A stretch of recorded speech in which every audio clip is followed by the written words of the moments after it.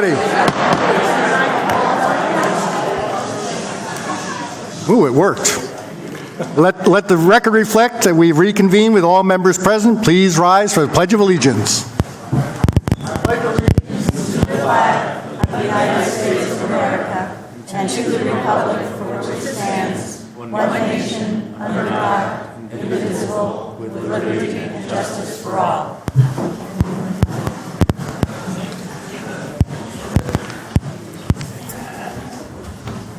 Welcome all. Great to see such a turnout for our discussion later on a land development ordinance. Sure. No? I do have... there we go.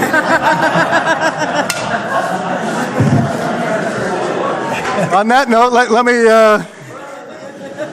got a few announcements and then the presentation for why everyone is really here for.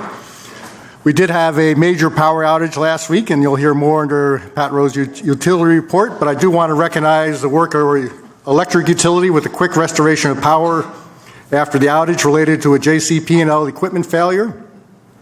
During the outage, I was in communication with Robert Walton, the area manager, and then after the outage with JCP&L President Jim Foucault, and we covered a couple of things. One, the maintenance of their equipment, because it was failed insulators that caused the power to go out in Madison. We reviewed their response and timing and the communication during that. The repairs, including some more long-term repairs, were done over the next 24 hours, so that was good. And we also talked about how Madison appears on the JCP&L power outage alert, because if you checked JCP&L's site on that day, you would see one outage in Madison. That's the same alert system that President Foucault uses to find out if there's any major outages. So he never knew Madison was out. So they're going to try. We had this conversation back after Sandy, and we've had the conversation again that when their one customer in Madison goes out, 5,000 accounts are down, 16,000 people without power. So I think we've got the message across to them. They're going to work on that in the future. Also happening is hosting the second round table on Route 24 corridor. This is a Park Avenue Columbia Turnpike intersection, which already has a failing grade, and Route 24 is well beyond its design capacity. And this will only get worse as more housing units and office developments come online in the coming months and years. We'll be pulling together with Congresswoman Mikey Sherrill, along with area mayors, NJDOT, Morris County officials, and the multiple state legislative teams, all to discuss solutions for that area.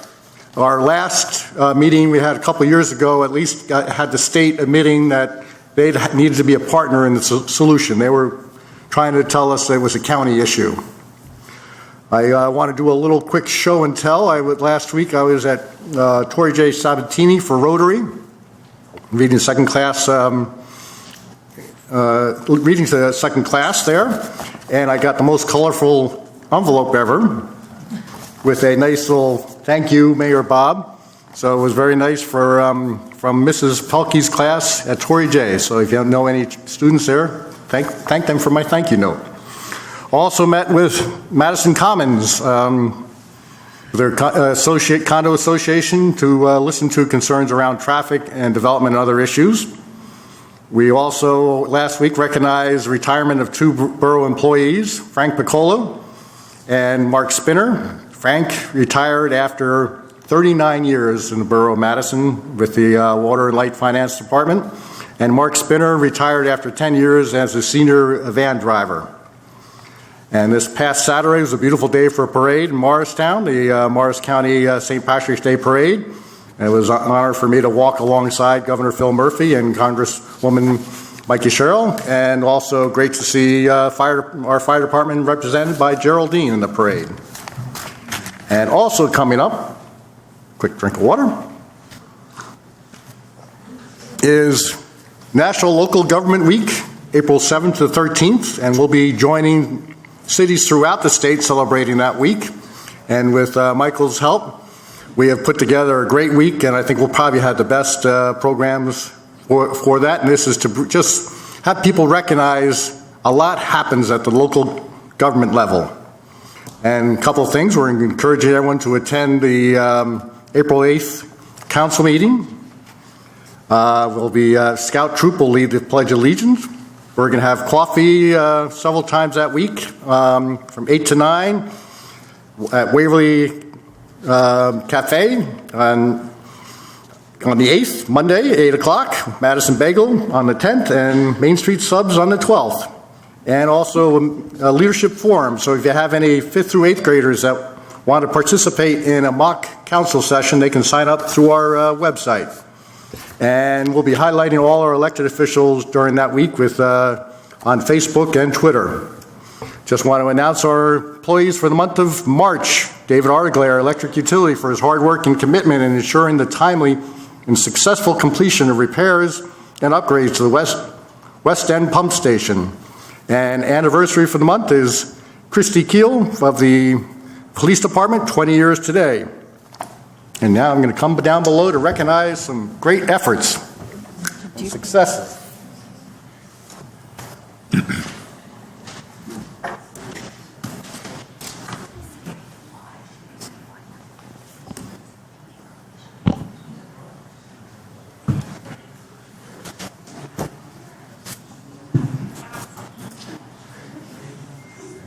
Can the Madison ice hockey team come up? Girls, come on up with our coaches, Kevin Hannon and Karen Tom.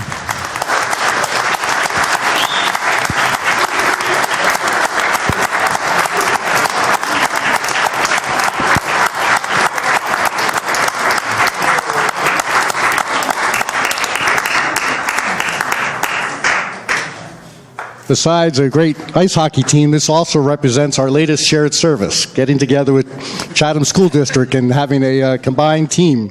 And how many years? We're in our third year. So third year, so your accomplishments are very amazing here. So, and we have members of Chatham Township, the Chatham School District here also to recognize, and so you can go back to your towns and say, when is your mayor going to recognize you guys? So.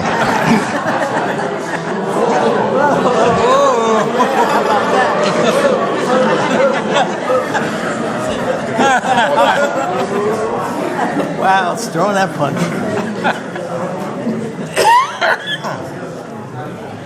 Wow.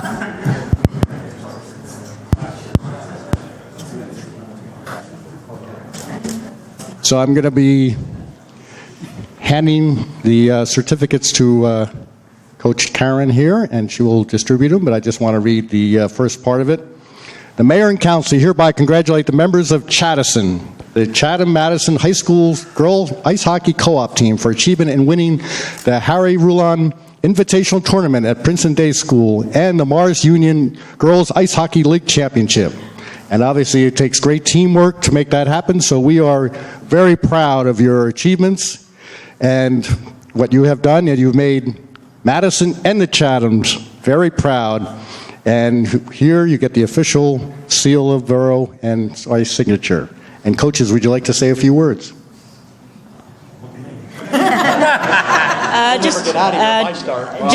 Just first of all, so proud of all these girls. A lot of them just started playing hockey 3 years ago. A lot of them have played for many years. This is only the third year of our team, and we went 18-1-1 this year. So there's that.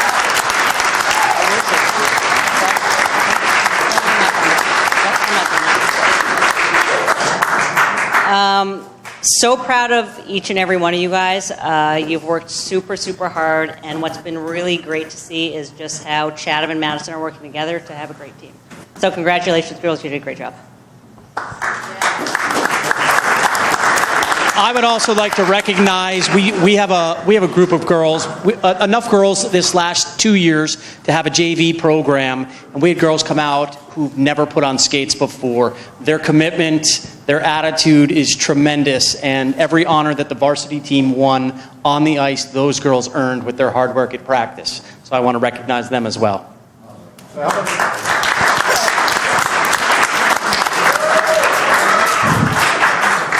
I know we don't have everyone here, but for those that are here, I'm going to hand off the microphone. Introduce yourself, your grade, and your school, which town you're from. Oh, here we go. Hello, everyone. I'm Daniela Groh, and I'm a senior at Chatham High School, and I was also the captain of the Madison team this year. I'm Ginger Bowles. I'm in 11th grade at Chatham High School, and I was the goalie this year. I'm Molly Coyne. I'm a sophomore at Chatham High School. I'm Naya Sinha. I'm a junior at Madison High School. I'm Josephine Piaceni. I'm 10th grade at Madison High School. I'm Maya Tall. I'm a freshman at Madison High School. I'm Tina Munter. I'm a junior at Madison High School. I'm Emily Flanagan, and I'm a freshman at Madison High School. I'm Sydney Schreck, and I'm a senior at Madison High School. I'm Rachel Bear, and I'm a freshman at Madison High School. I'm Charlotte Scaff, and I'm a senior at Madison High School.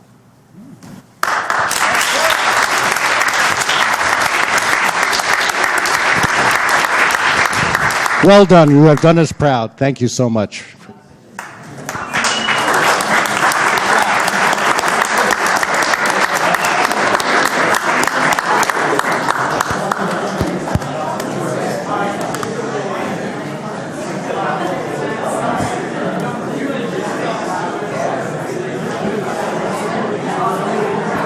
Blink those lights. Okay, if I could have your attention. Hello, hello. Thank you. Let's have the boys, Madison High School boys hockey team, varsity and JV, please come forward along with coaches, along with a grandfather too. Oh, he's got the hat on. He's going all out. Ah.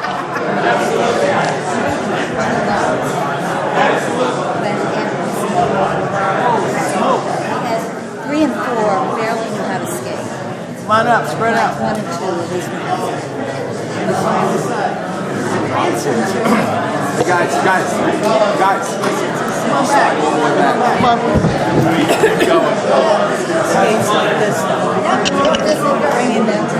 Back your way.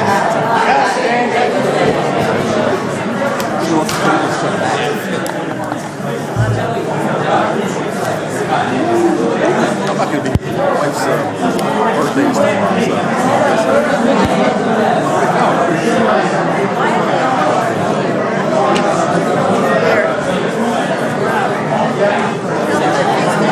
Yeah. All right. I think you should go up there. Yeah, go up there with him. I'm actually your help. I just need to have him for a second to remind my notes. But okay, we have both varsity and JV here representing amazing accomplishments. On the junior varsity side, winning the Aspen JV Ice Hockey Championship. Congratulations to all the JV players on that one.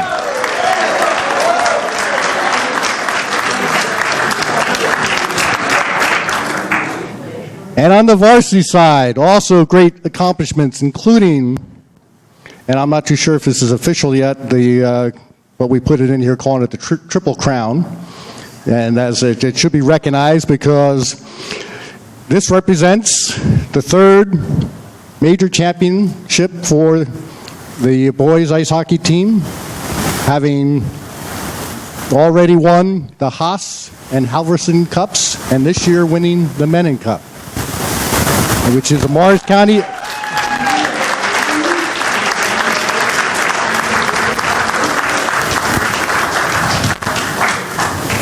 And just to note that no other team has ever done that before, and no other team can claim to be the first. All right?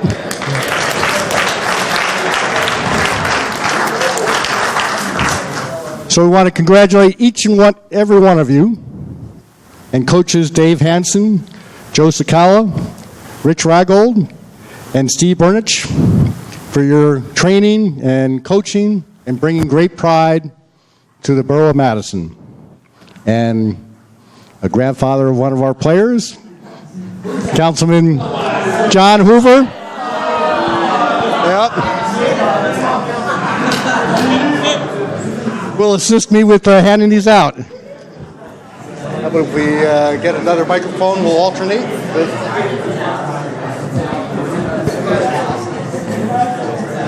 Put together that some got for on both, some were both rosters.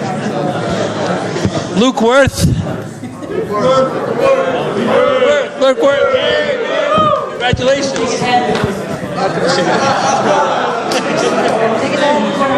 Sean Hoover.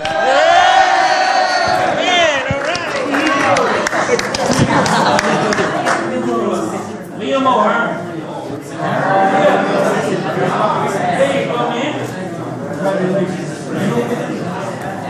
Michael Jair. This looks so bad. Johnny Hamwood.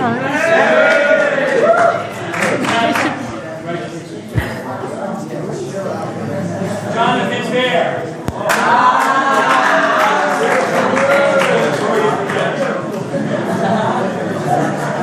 Keaton Tom.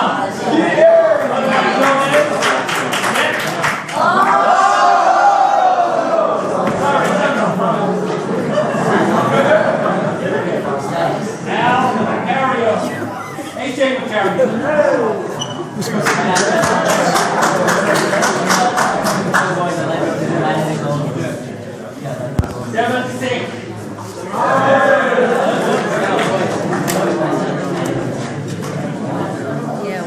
Shane Flanagan.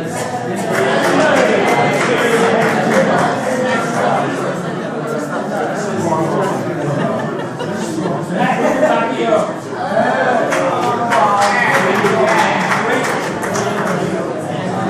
Jack Flanagan.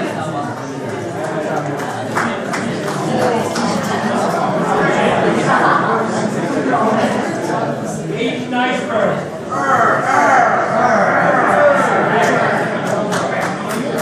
Cormac McNamara.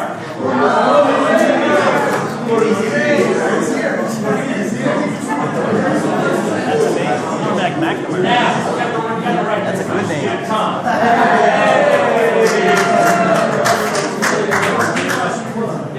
Ryan Gatlin. Matt Leone.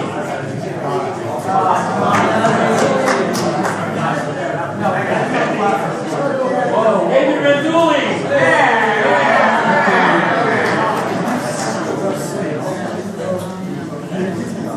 Alvin Reed. Liam Pratt. Jason Cena.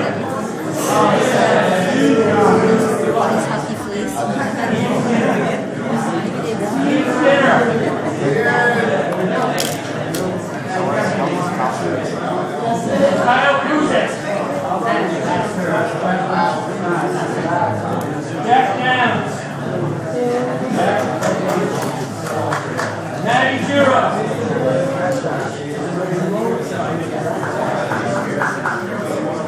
Chris Bennett. Kobe Erickson.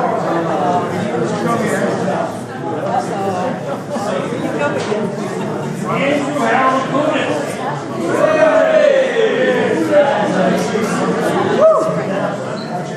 Yeah, I just gotta get my act. Spencer Cole. Spencer.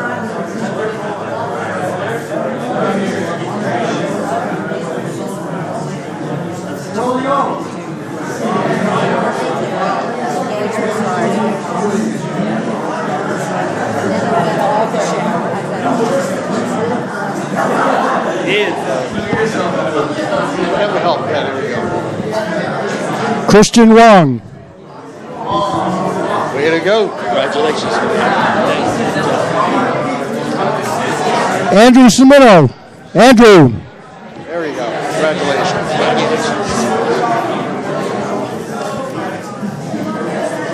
Max Stroller. Way to go. Way to go. Sean Tully.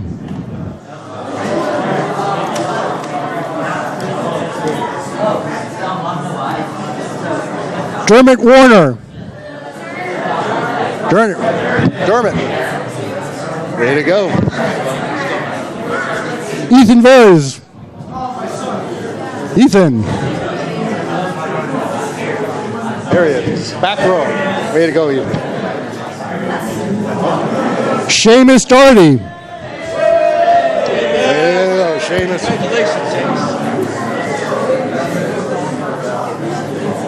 Logan Sable. Logan, way to go.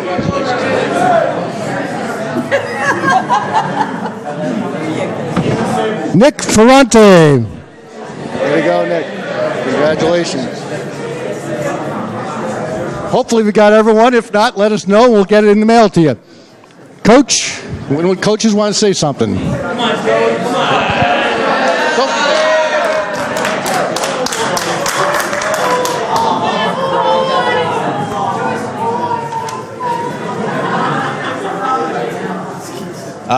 We're very grateful to be honored by the mayor and the town council. This was a pretty remarkable season for us, and we accomplished something we'd probably never thought possible, winning the best trophy Marks County had to offer. It's been a pretty incredible couple years, and very sad to see our seniors go. So I'm going to turn it over to one of our seniors and our captain, Kyle Pruzik.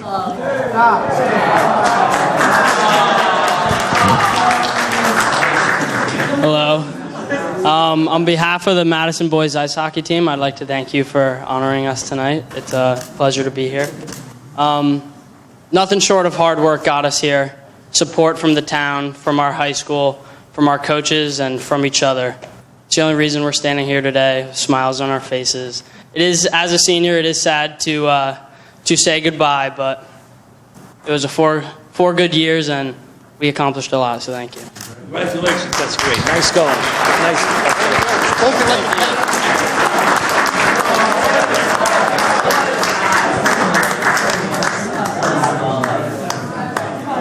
All right. Thank you all. Oh, wow. 2 people now. All right. Let's move on to reports from committees.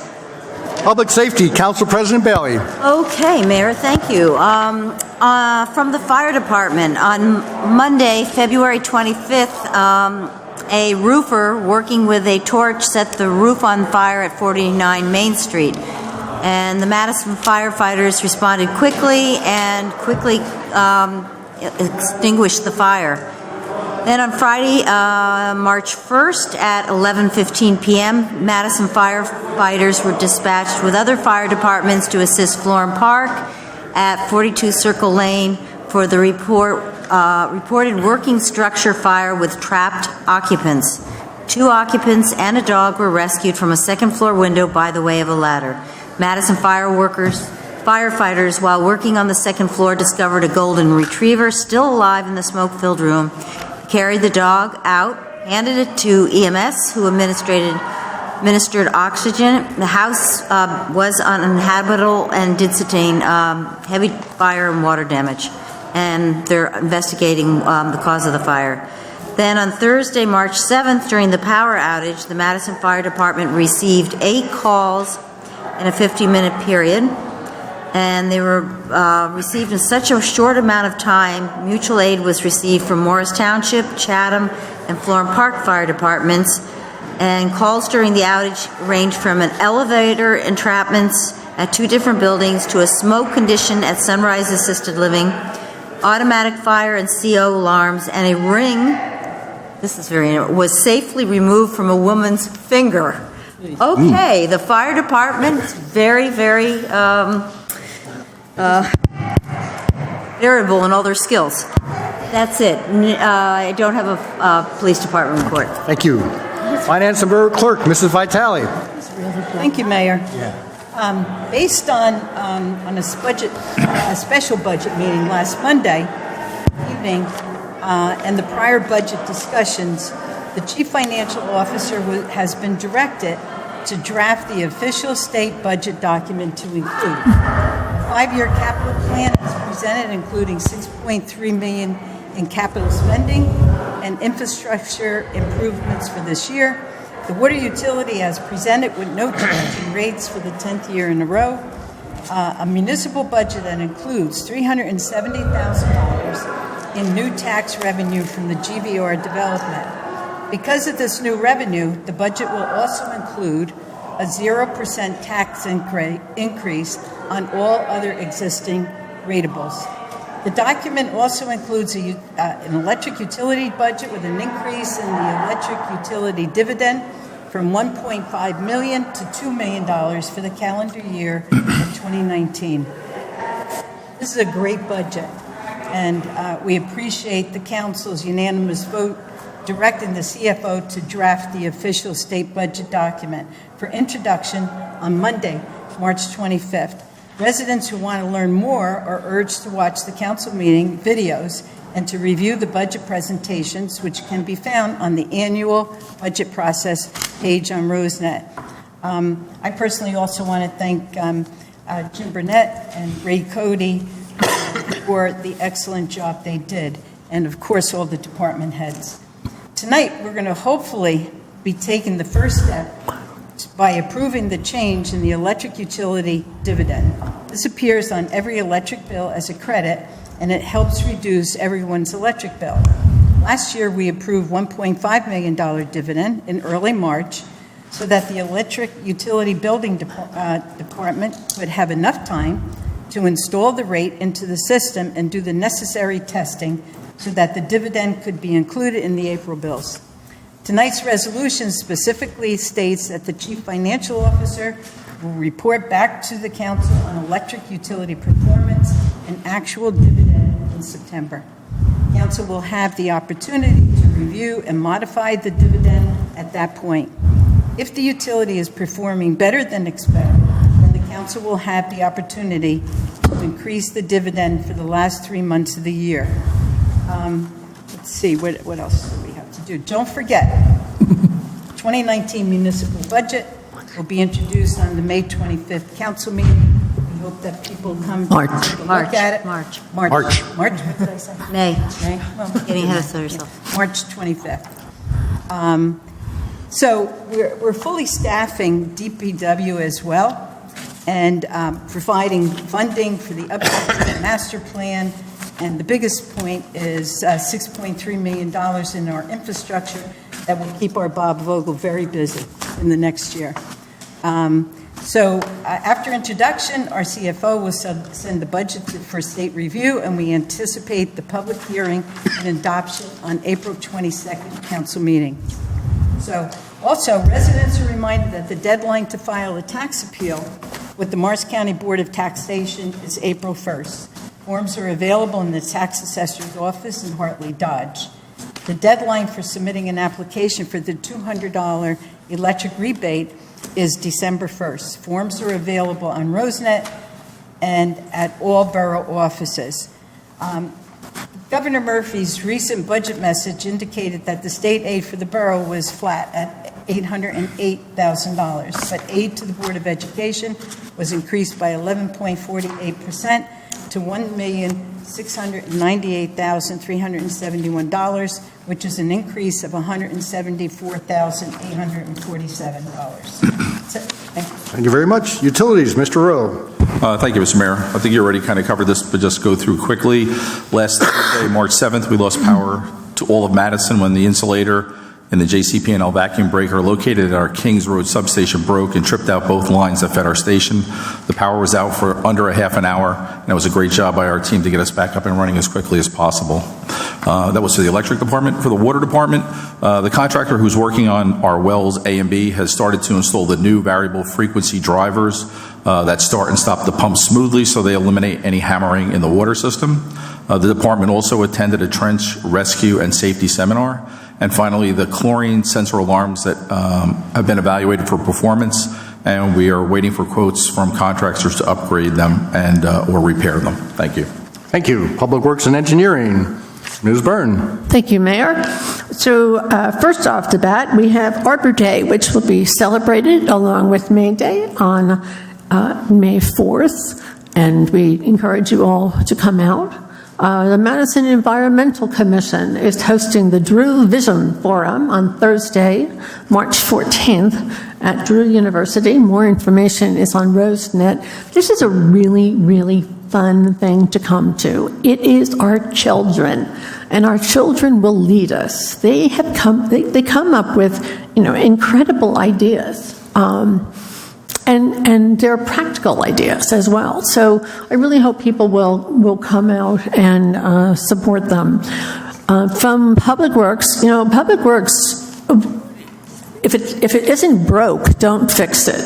I get pretty much the same report from Ken O'Brien every other week. It's basically, if it needed to be fixed, we fixed it, and everybody's happy. And I really wish I could get more emails like that. Finally, from the building department, construction department, we are going out to bid at the end of the month on our road improvements. But we also have to take care of our water and sewer lines.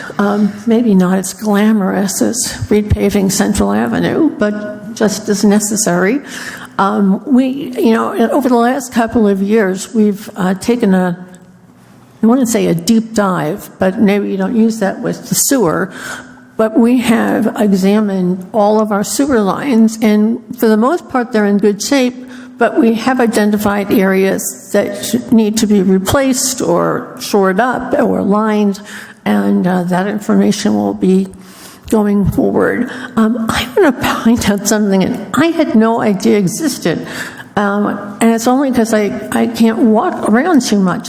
There are huge historical photos with accompanying text in the Waverly Alley between the parking lot and Waverly Place. And I understand, Mr. Harrington, you may be responsible for them. So if you are, thank you, and if you aren't, please let the person who is know. Was that the sign in Waverly? Mm-hmm. My alley?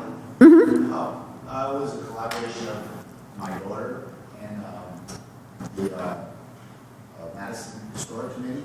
The people in the library. The Historical Society. Historical Society and Mr. Starr. Okay. Well, they're really interesting. You should go check them out on your way to Bottle Hill. All right, thank you. And Community Affairs, Mr. Hoover. Thank you, Mayor. The Senior Citizens Advisory Committee, their next meeting is on March 14th at 2 p.m. in the Senior Center. The Senior Center itself has nothing new to report. Downtown Development Commission and the Director of Business Development. Taste of Madison is on Monday, March 18th at the Brook Lake Country Club. Please, it's in Florham Park. Please, everybody come. VIP entrance is at 6. General admission is at 7. The DDC's Marketing and Economic Development Committee continues to work on a new marketing and branding campaign. And as was mentioned, May Day is scheduled for May 4th. Chamber of Commerce, upcoming events. Easter Fun Fest is on Saturday, April 13th. The Ladies' Night is Thursday, May 9th. And the annual awards dinner is Tuesday, June 4th at the Brook Lake Country Club. Just one thing I wanted to mention about this last Saturday, Rotary held its End of Hunger 3.6 program at Drew University, where they packaged up over a couple 100,000 meals for distribution within Morris County. The MACA, there's nothing to report. The RAC, the Junior Girls Lacrosse Program will host their Battle of the Boroughs tournament at the MRC on Sunday, April 28th from noon to 4. The Junior Boys Lacrosse Program will host the Platypus Tournament at the MRC and Madison High School on Saturday, June 1st and Sunday, June 2nd from 8 a.m. to 6 p.m. on both days. The Jersey Strong Lacrosse Showcase, featuring athletes from Madison High School and many of the area's best high school teams, will take place at the MRC and the high school on Wednesday, June 12th from 3:30 to 9. Safety polycap will be added to the MRC fencing beginning this spring. Polycap goes on top of the fences. It's installed in a couple of places right now. Helps prevent injuries if you collide with the fence. The Mayor's Wellness Program, the daily schedule for the Into Yellow program, which will be held May 5th through 11th, has been set. Saturday afternoon, May 11th from 1 to 4 will feature a yellow party picnic at the Community Arts Center, and the fitness crawl will be held September 15th or 22nd at 4 or 5 locations in the community, and the Community Arts Center will be the hub. That's it, Mayor. Thank you. And Health, Ms. Cohen. Before I get to the health report, a little update from the Madison pool. It is 75 days till the pool opens. Membership type and rates have been updated and are available at madisonpool.org, so you can look there to join. And joining is now all online. From the Madison Health Department is providing a CMP blood screening on March 14th.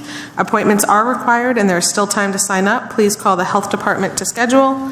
Pet license renewals are past due at this time. Please send in your renewals or contact the health department with any concerns to avoid additional penalties. There will be the parenting program, Mindful Madison Parenting, on April 3rd, 10th, and 17th, held at Madison High School. Email Lindsay DeStefano at DeStefanoL@rosenet.org to register or for further information. The Health Department has put out information regarding March National Nutrition Month. Information is available on Madison Facebook page and the Rosenet website. And finally, Mindful Life Skills, a class for 7th graders at the Madison Junior School, is at its midway point and is showing promising behavior changes among students in the class.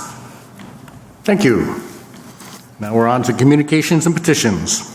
Yes, Mayor. Mayor and Council received a letter dated March 6th from Joseph Falco regarding parking. All right, now we're on to our first of 2 invitations for discussion. The other one will be coming up very shortly. This one is limited to items on the agenda discussion, which are none today, and also any resolutions that are listed. I will quickly go through these resolutions so you can comment on them, or when we get to consent agenda, you know what is on the consent. R92 is approving probationary firefighter list. This list is a hiring list that's in place for 24 months. Resolution 93 is approving contract for Tilcon for paving improvements under the Morris County Co-op not to exceed $477,000 and some change there.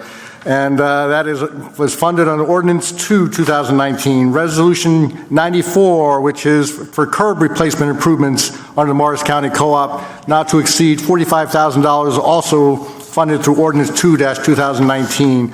Resolution 95, micropave system for crack sealing under the Morris County Co-op bid, not to exceed $70,000, also funded through Ordinance 2, 2019. Resolution 96, final payment and change order request for Joe Caruso Landscaping, amount of $5,200, bringing the total authorized final payment for installation of trails at Summerhill up to $39,600. This was funded through Ordinance 4-2018.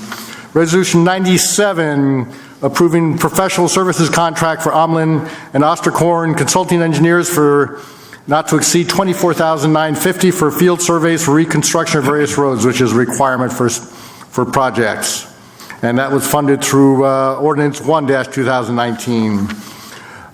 Resolution 98, authorizing execution agreement with PJM Interconnection for network integration transmission services related to the electric utility. Resolution 99, awarding contract to Rich Tree Service of South Plainfield electric line clearance. That's to keep our lines clear of dangerous branches, as we're very aggressive at, and minimizes power outages. This is for $150 an hour and is authorized. It's not to exceed $63,000. It's funded through the current year budget, and pending funding next year, it would flow into 2020. Resolution 100, Department of Transportation recommended bus stops along Route 124. It's just our confirmation that we agree with those bus stops. And Resolution 100, establishing the 2019 utility dividend rates as mentioned by Councilwoman Vitale in her report. So,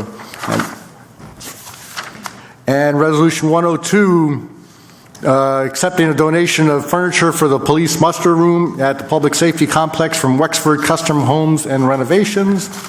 Resolution 103, authorizing purchase of water meters, data recorders, and radio frequency meter interface under Morris County Co-op. This is not to in the amount of $19,700, funded through Ordinance 11, 2018. So those are the ordinances you may comment on. If you want to comment on any of those, step to the lectern, state your name, your address, and the ordinance and the resolution you want to comment on. Anyone wishing to comment, please step forward.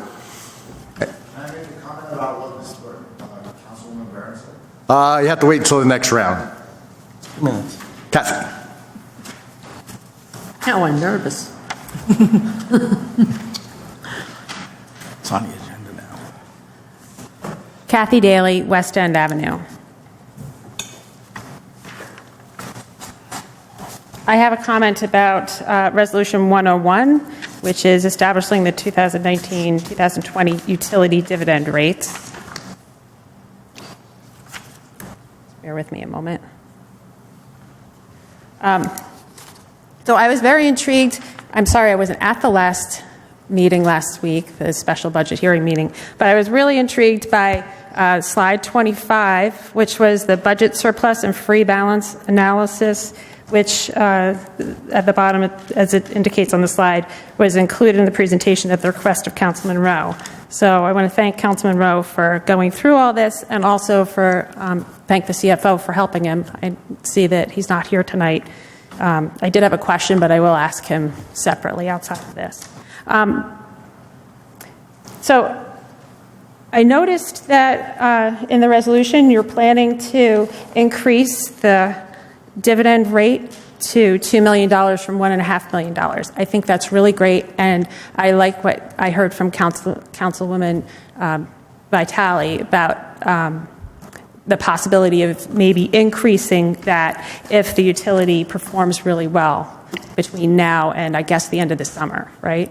I think that sounds like a really great idea. I'd really like to see you consider increasing it, because as I mentioned on this slide 25 with the budget surplus and free balance analysis, it looks as if the total unencumbered funds in 2018, the end of 2018, looks like they have more than doubled in the last 5 years since 2013. It seems to me like we could try to return some money to the taxpayer, some additional money to the taxpayer above and beyond the $2 million that we're planning to do with the dividend as you currently have it posed in your resolution. Thank you. So just a quick follow-up. In addition to the increase of the dividend, we also agreed that we'd have a group, most likely consisting of those that worked on the finance part of our strategic plan, to look at the surpluses as they currently stand as we go forward also. Anyone else wishing to comment on one of the resolutions?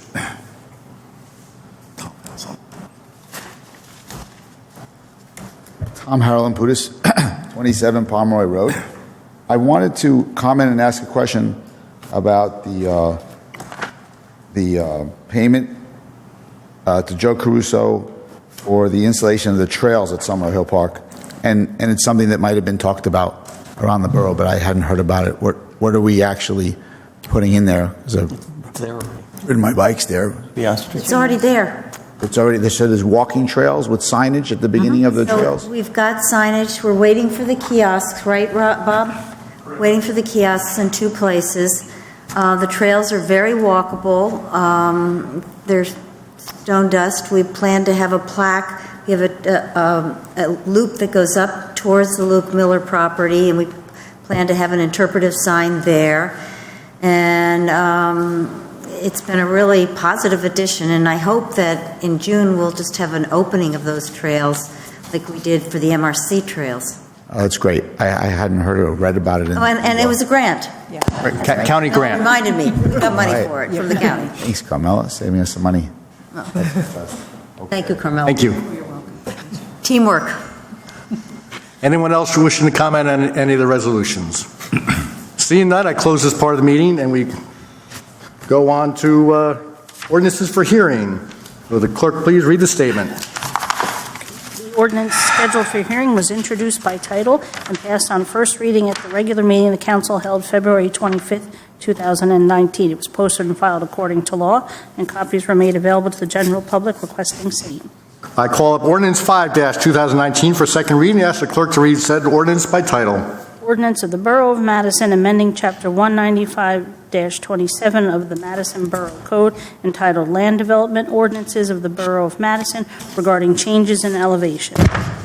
I open the hearing. Anyone wishing to comment on Ordinance 5, please step forward. Seeing... we can explain it under discussion, so, yeah. No. This is the hearing. It's for hearing. He wants to say anything, he's got to talk now. Yep. This is the hearing. This is a hearing, so it's public comment, and then it gets moved, and then the council will discuss it. So that. Speak now for peace. If you have questions, we'll make sure we cover it during the discussion. Okay, well, it's very broad, so I'm not really sure what it means. Is it in the central business district? Is it around the entire borough? Does it entail homes, commercial businesses? What is it exactly? So we'll cover that as we get to the discussion. Yeah. I'll give that answer. Okay. Anyone else wishing to comment on Ordinance 5? Seeing none, I close the hearing. Mayor, I move Ordinance 5-2019. Second. All right, council discussion.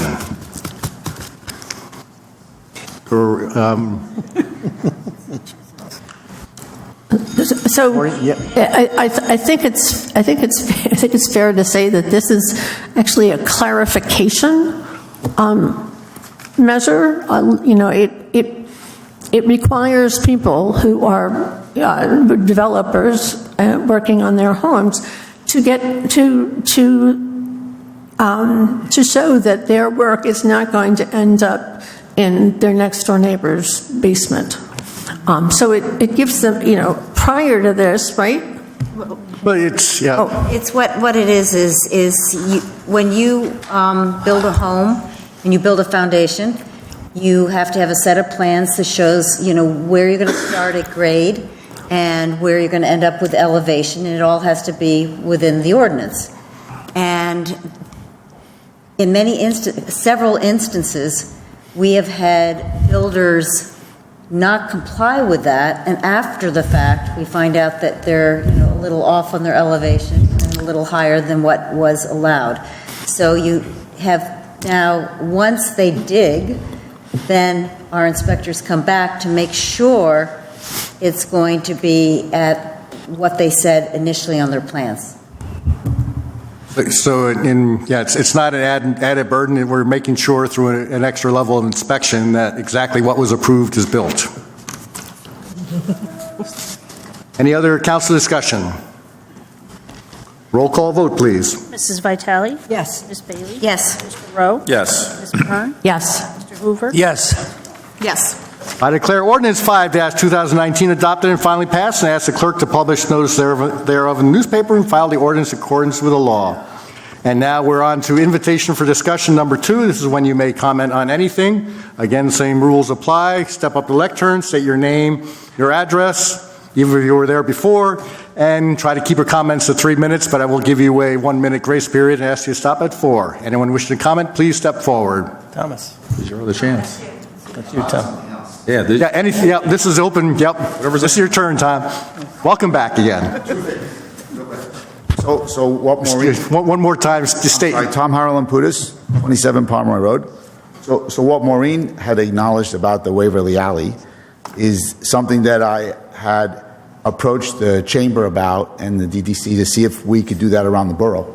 There's 6 or 7 alleys that are pass-throughs from parking lots to the commercial business district, and I just think it would be very interesting if we could show different scenes of history throughout the borough, and of those actual particular areas. If you went through the alley where Rocco's is, where Drip is. There's pictures of East Main Street, pictures of West Main Street. If you go to the alley by the cleaners, down the block by the Nautilus Diner, you can see pictures of when it was more open space. I mean, some really neat history of the borough that when people see it, like, oh, wow, I can't believe it used to look like that, and how intrigued they are to see horse and buggy around instead of cars in the area. So I was offering to help with it to a certain extent. But if it's something that the borough really likes, yeah, I mean, there's only so that took a little time to get that done. But it didn't cost a lot of money. Honestly, it was more the time of organizing the pictures. And the people at the library are very knowledgeable about the photographs that they have on file. So if it's something that the borough maybe likes, I'd be happy to help with the committee. Okay, thank you. Not on my own. Yep. And the other thing I wanted to bring up, which I had brought up in the past, is we've been in this building now since it's been renovated, probably since before you became mayor. And we still have half a building, or a third of a building, that hasn't been completed for renovation for some reason. I can't understand why. And then we know that we have some surplus funds that we use constructively to renovate the borough, whether it's roads or some of our outdoor spaces. But I mean, this is such an important part of the borough's infrastructure, this building, and to have part of it sit vacant for so long is really mind-boggling to me. We also have a building on Walnut, which is maybe a little underutilized, that we bought with different intentions of making it a community center, and that never materialized. And some of the people that are there could probably come and work in this building, and we could repurpose that, either for the borough or just sell it off for private use and maybe keep part of the parking or do something constructive with that. So I'd like everybody to consider, you all, to just bring it up again, because I haven't heard anybody mention it. And maybe there is some discussion on it. I know there was a year or two ago, Mayor, but I haven't heard anything new since then. And it's just a little, I don't want to say embarrassing, but just strange that we are not anxious to make this building complete, because it's a place where we could put a lot of different services, I feel. So it's something that I'd like to hear about in the future. The last thing is parking. 1 minute. I'm on 1 minute left? Yeah. Oh my gosh, that's a lot of time. Okay, so you have a downtown which is changing now, monthly, let's say, not daily, and we see new businesses coming in. And if we don't expand the opportunity for the new businesses to put their employees and to have a fairly convenient place for their customers to park, it's going to be difficult for us to keep up the progress. And it's good to have progress. You know, if we stay stagnant, then we probably end up going backwards. So we don't really want to do that. I understand it's a big endeavor. I've been to some historic cities. I mentioned to you recently I went to Charleston, and Charleston is able to incorporate the historic and new development and a lot of parking, because they do have a lot of people working there and people visiting. And if we want to see some of the buildings in town develop in a nice, positive manner, we need to have somewhere for their employees to park. Thank you. Customers. All right, Mayor. We have to keep discussing this stuff. Yep, well, comment on both of those as you walk back there. On the parking, as we discussed, we have a group subcommittee, DDC, and some representatives from the community working on solutions, and we will be continuing to roll out the easy, low-hanging fruit and making sure we throw the fertilizer in for the fruit that needs to grow a little bit, that we can come up with solutions. We have a vibrant downtown, and we don't want to take it for granted, and it is a changing downtown, as we've talked about. Shift from retail to service industry, whether it's restaurants or fitness or cooking schools, are more labor intensive, so we need the parking for both the employees and the shoppers, and so that's high on our list. And also, you are right, the lower level and main level of the east wing of this building, we are hoping to find a use for that, and sooner than later, and we will continue those discussions, and maybe we should start coming up with a plan that we can at least do phase one, which is get the general improvements in there and allow a final fit out, because we've been holding off until we know who's going in there, but it can be done in 2 phases, and a final fit out can be done based on who moves in there. So thank you for those thoughts and great ideas. Anyone else wishing to comment, please step forward. Seeing none, I close this part of the meeting. We move on to introductory ordinance. Will the clerk please read the statement? Ordinance is scheduled for first reading. Have a hearing date set for March the 25th, 2019. All will be published in the Madison Eagle, posted on the bulletin board, made available to members of the public requesting copies. I call up ordinances for first reading and ask the Borough Clerk to read said ordinances by title. Ordinance 6, 2019, ordinance of the Borough of Madison appropriating $570,000 from the Water Capital Improvement Fund for the 2019 water, utility mains, valves, and hydrant replacement projects and related work. Mayor, I move ordinance 6-2019. Second. Any council discussion? Roll call vote. Mrs. Vitale? Yes. Ms. Bailey? Yes. Mr. Rowe? Yes. Mr. Dunn? Yes. Mr. Hoover? Yes. Yes. Ordinance 7-2019. Ordinance of the Borough of Madison amending Chapter 4, Appendix A of the Borough Code entitled Electric Utility regarding net metering. Mayor, I move ordinance 7-2019. Second. Any council discussion? Jim just asked me to convey this since he wasn't going to be here. What we're really doing is a simple change. We're moving the end date for when we do the calculations for net metering, which are the people who have solar, and so they have, in some cases, they're providing us with electricity, in some cases we're providing them. We're just moving the date that we do the calculation to be a period from April 1st to March 31st. It makes it easier for the borough and for the homeowners, because it tends to bring us to a period of time where the netting is kind of equaled out for the year, as opposed to doing it January 1st. So it was a request from some of the homeowners, but it's also a request from our own administration. So I'm supporting that. Yep. Thank you for the explanation. Any other comments? Roll call vote. Mrs. Vitale? Yes. Ms. Bailey? Yes. Mr. Rowe? Yes. Ms. Byrne? Yes. Mr. Hoover? Yes. Yes. Consent agenda resolutions. Will clerk please read the statement? Consent agenda resolutions will be enacted with a single motion. Any resolution requiring expenditure is supported by a certification of availability of funds. Any resolution requiring discussion will be removed from the consent agenda. All resolutions will be reflected in full in the minutes. Mayor, I move consent agenda resolutions 92-2019 through R103-2019. I'll second. I was about to say any discussion, any need to be pulled, but I see Pat's hand, so yes. 101, please. So we will pull 101 and discuss and vote on that separately. So the consent is 92 through 100 and 102, 103. Any other discussion or any other? Okay. Roll call vote. Mrs. Vitale? Yes. Ms. Bailey? Yes. Mr. Rowe? Yes. Ms. Byrne? Yes. Mr. Hoover? Yes. Yes. I have a motion for Resolution 101, 2019, which is a resolution of the Borough of Madison establishing the 2019-2020 utility dividend rates. So moved. Second. Council discussion. I guess I'll go first since I raised my hand. A couple things. One, when we had our last meeting, I had, agreed with moving ahead with the budget, but I did ask Jim to take a harder look at the electric dividend rebate, tax cut, or rate cut, whatever you want to call it, because I felt that looking at the amount of money we have in the utility, there was sufficient funds to do a larger cut.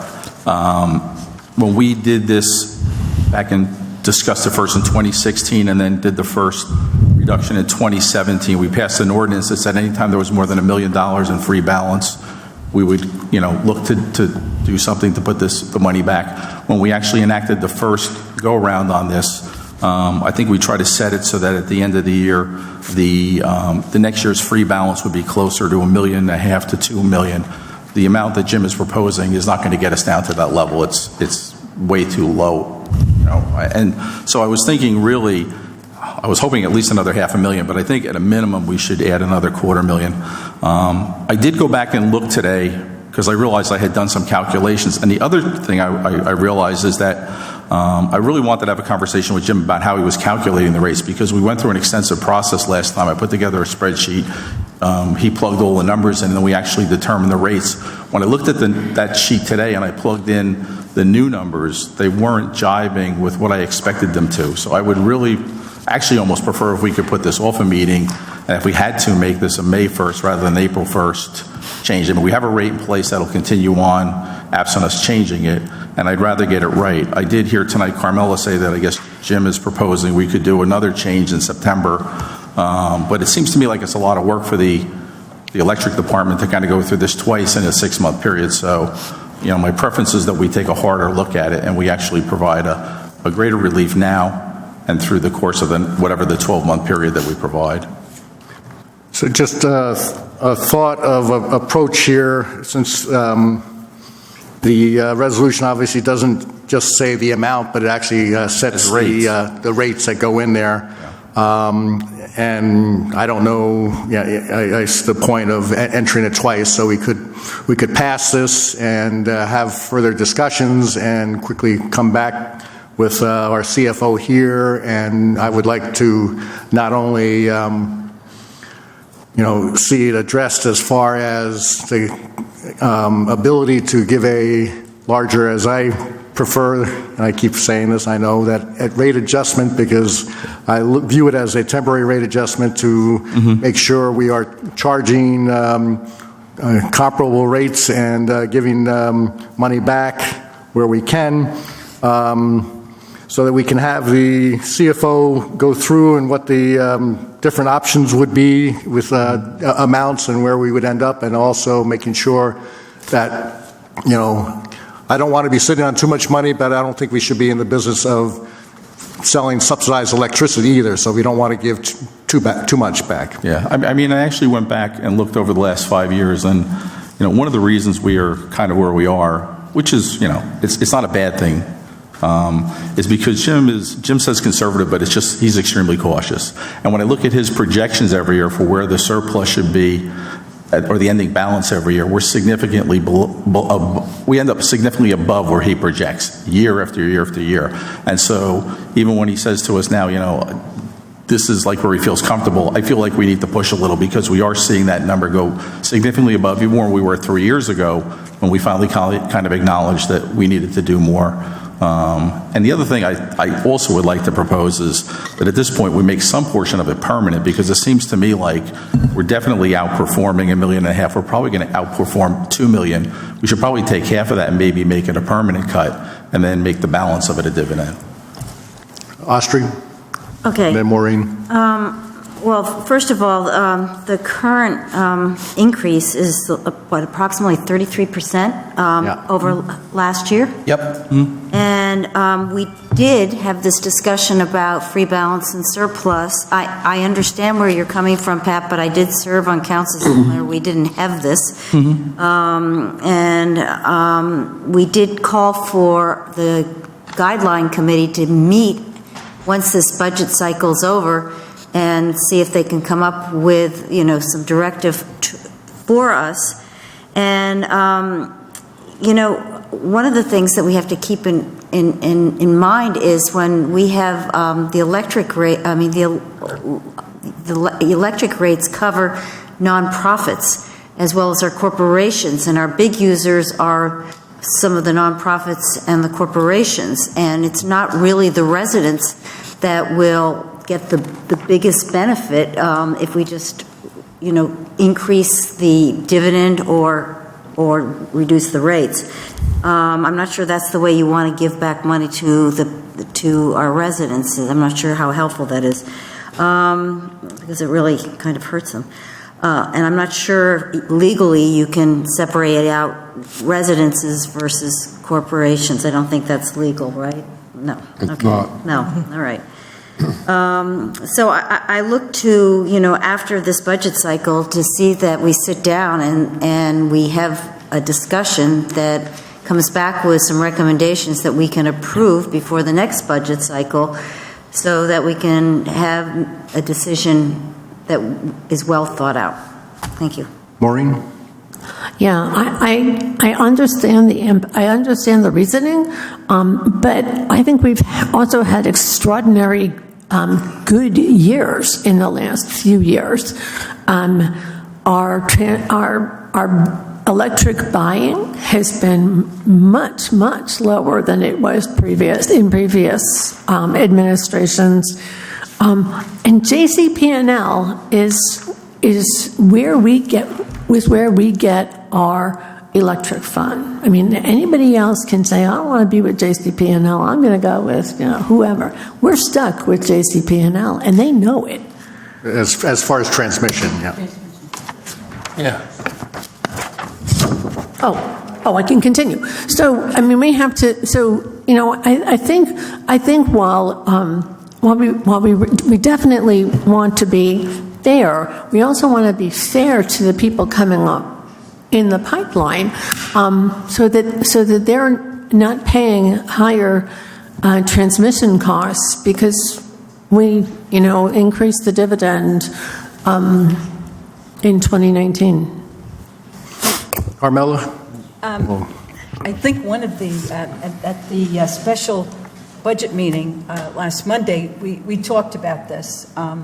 Pat did an extremely good job on the notes that he gave us regarding surplus that went all the way back. I don't have the figures now. Is it 2010 or 5? 10, 11, 10, 11, yeah. I can't remember what it was.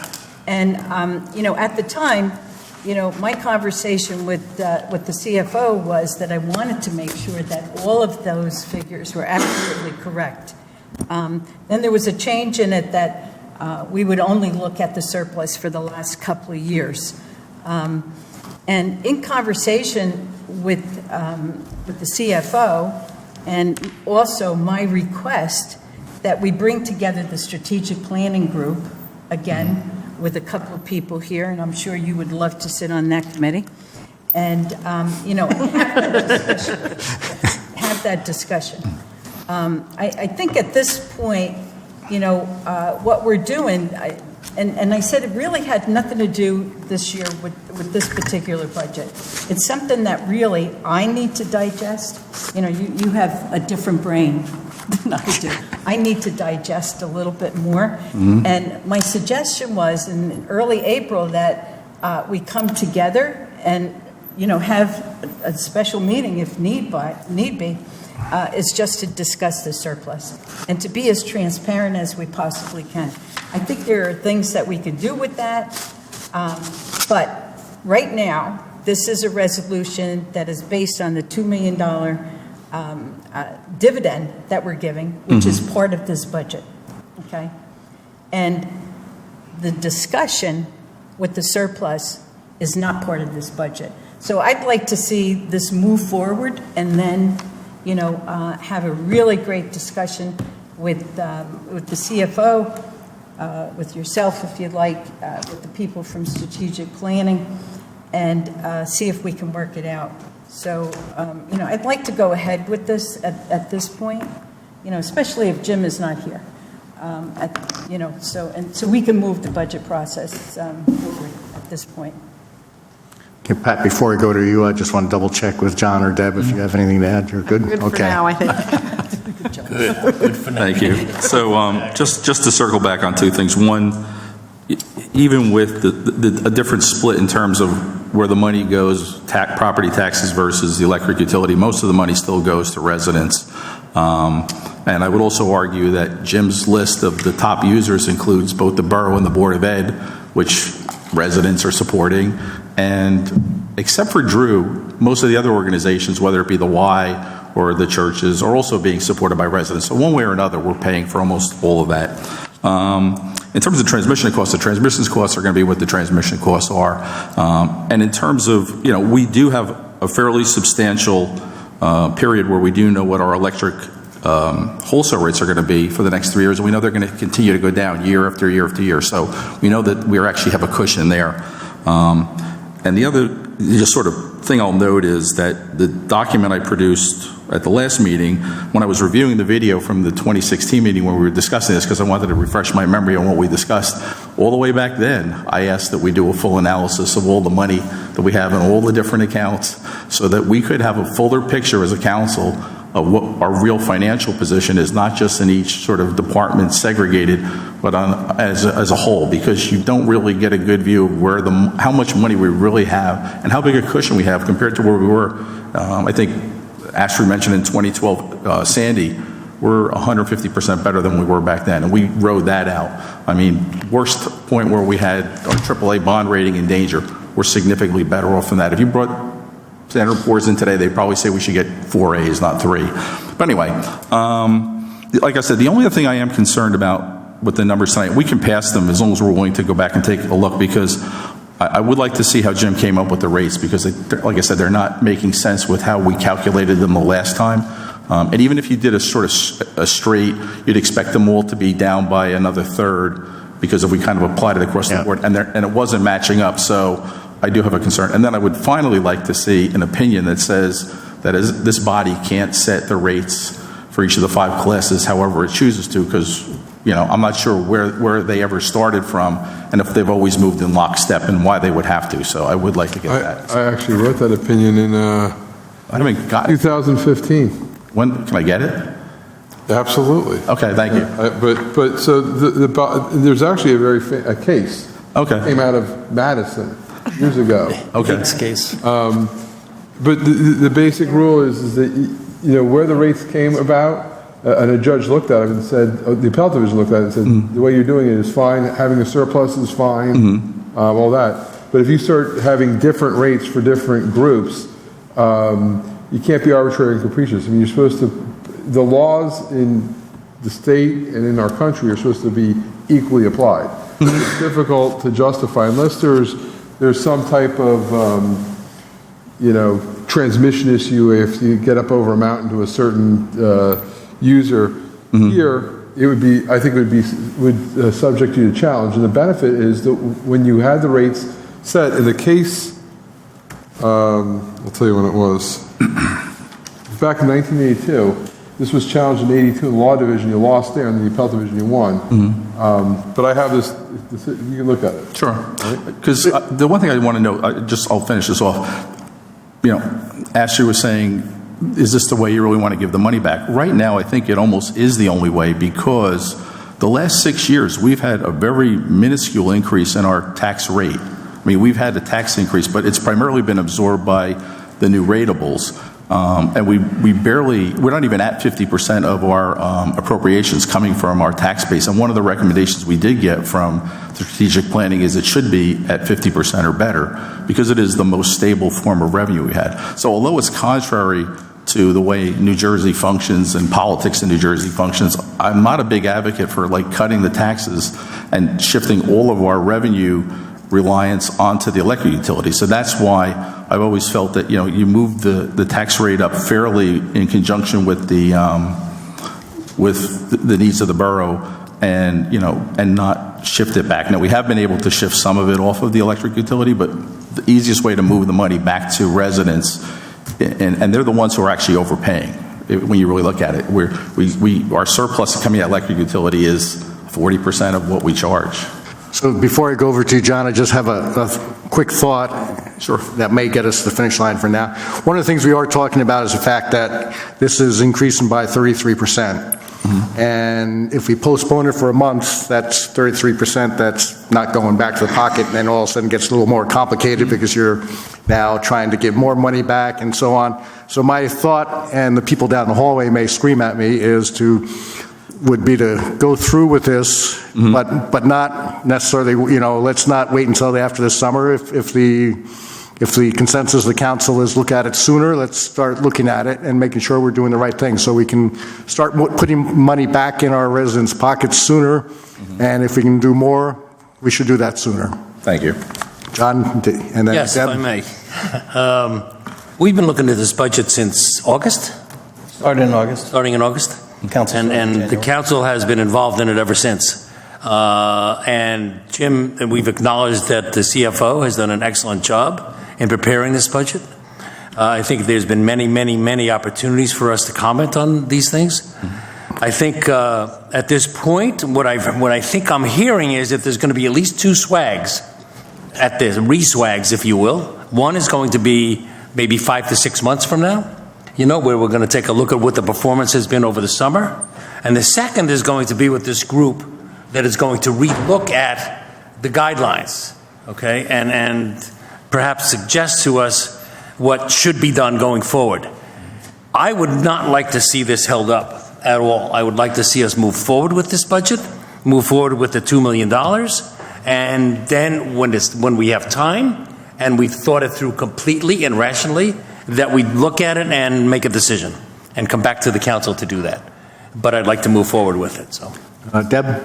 I think for me, it goes back to what I said last week, is these numbers are so big and so huge, nobody has any idea, like $10 million, $12 million, $3 million, whatever it is, they're not numbers that people deal with on a regular basis. So I like the idea of, even if we do ultimately wait till September to do another one, starting to look at it in April or soon, once the budget season's over, beginning of May, so that we can have the discussion and be transparent about it. Because I know for me, I don't have a $10 million budget in my house, let alone a $10 million surplus, and I don't know what does that actually mean with regards to what we spend and all of that stuff. So I think those guidelines we talked about last week would be helpful, but that discussion at least should start sooner. And if, depending on what that does, I don't want, like you said, I don't want to make extra work and make them do it twice, but I think it's important that we delve into it a little bit. And as we, regardless of the outcome of the vote on this resolution, sounds like the sooner the better as far as this committee. So either the 25th or the latest April 8th meeting that we'll have names back. And as our first look will be at the finance group from strategic planning, and other suggestions certainly sent in my way. Mayor, can I just add one last thing? In closing, just following up on Ostrey's point, we have 6,100 electric accounts. Of the top 50, which include all the biggies at Giralda, Pfizer, Merck, Allergan, and then adding in the non-Giralda property would be primarily our largest user, Drew University. Of those 50, they get 42.4% of the dividend. So 50 accounts get almost half of the money in the dividend. So I don't know if Allergan needs a break on their electric bill, or Drew University needs a break on electric bill, or Merck Pharmaceutical. If you go to CVS and get a prescription, I don't think you realize that they need that type of... Okay, thank you. So that's it for me. Okay, any other comments? All right, roll call vote, please. Mrs. Vitale? Yes. Ms. Bailey? Yes. Mr. Rowe? Yes. Ms. Byrne? Yes. Mr. Hoover? Yes. Yes. Though we just sound like we have a lot of unfinished business, there is no unfinished business right at the moment. So let's go on to approval of vouchers. Current fund, $425,085.69. General capital fund, $60,305.25. Electric operating fund, $177,756.48. The water operating fund, $8,995.43. The trusts were $6,279.72 for a total of $678,422.57. Mayor, I move approval of the vouchers. I'll second. Any discussion? Roll call vote. Mrs. Vitale? Yes. Ms. Bailey? Yes. Mr. Rowe? Yes. Byrne? Yes. Mr. Hoover? Yes. Yes. There is no new business. So Mayor, I move that we adjourn the meeting. Second. All in favor? Well done, and thank you for a very good discussion on dividend. That's the Board of Ed? I'm going to the Board of Ed. Have fun. Sorry, what? I think we should do the east wing. Take the money. Do the east wing. Do the east wing. Parking deck. Oh, thank you very much. It worked out. It worked out well. Thank you very much.